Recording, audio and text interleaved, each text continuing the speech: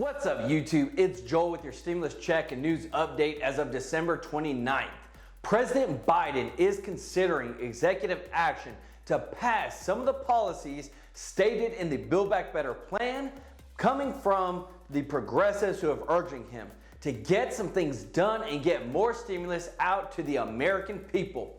We have many senators who are looking into passing the Build Back Better plan actually in a matter of weeks, where people will be getting some real checks real soon with this passage. One of those people is Chuck Schumer. We have AOC, who is pushing Biden to use executive authority to make student loan forgiveness happen now. And we do have an update from lawmakers on the Social Security 2100 Act, aimed at overhauling the Social Security program, getting more benefits and money to those on the Social Security program. And if you like this video, could you do me a huge favor and destroy that like button with a click for me in the YouTube algorithm?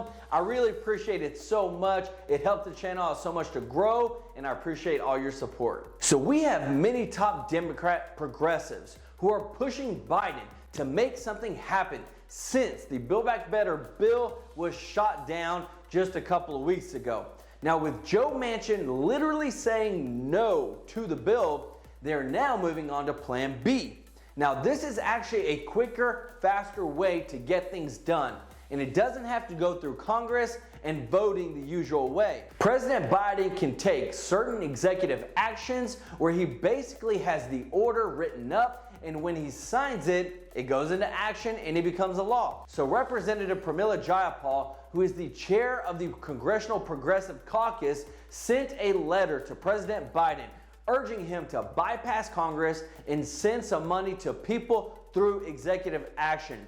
Jayapal said, "This moment for the Biden administration and Congress can either lead to our greatest failure or our greatest success if we use every tool at our disposal to redouble our efforts to deliver for our communities with the most urgent needs of the American people as our guide.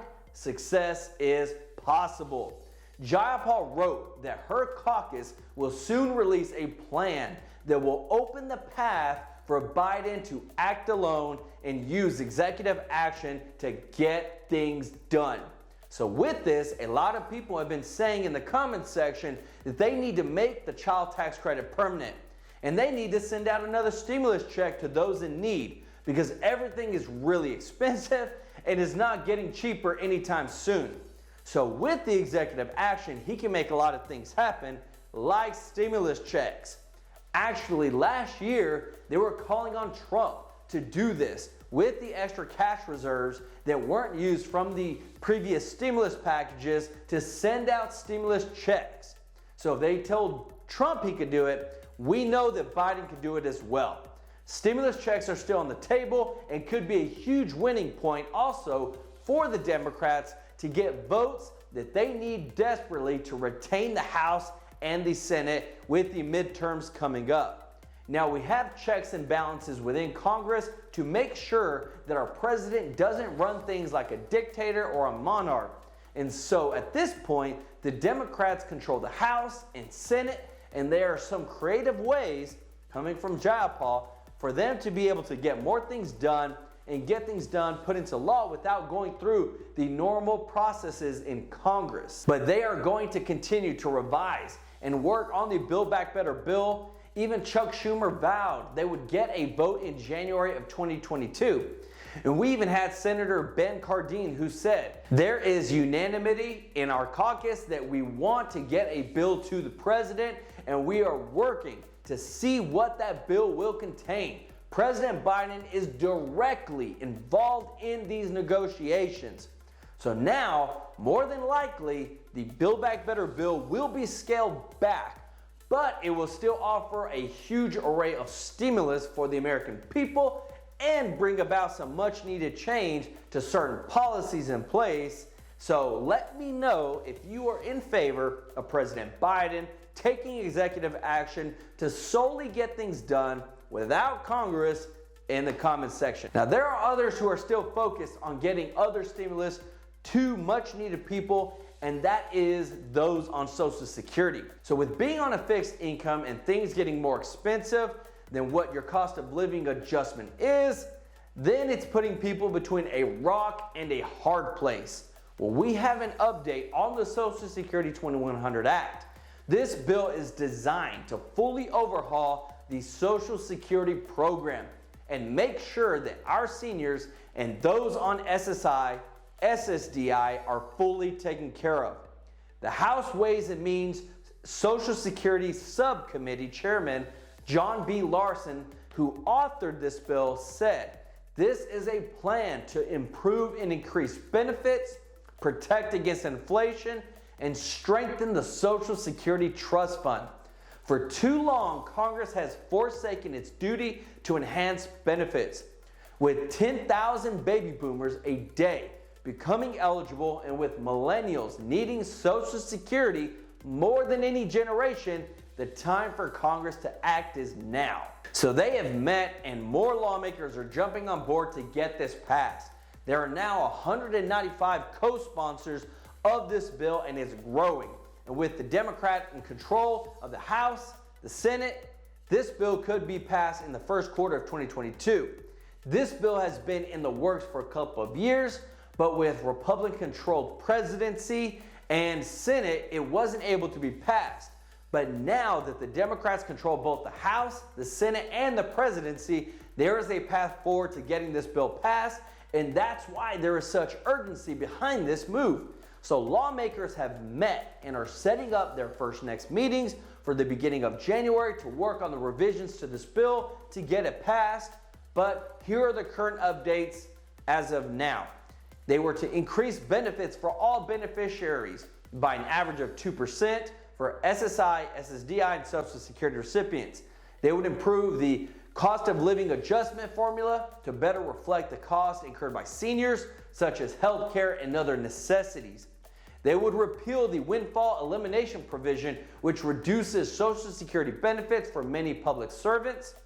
They would increase the minimum benefit to 25% above the poverty line, or minimum $1,344 per month paid out, but also it would be to protect low-income workers.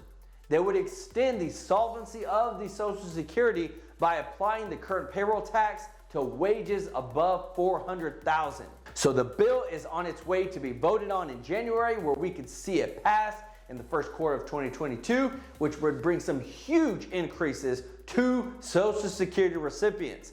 Let me know your thoughts about this bill in the comments section.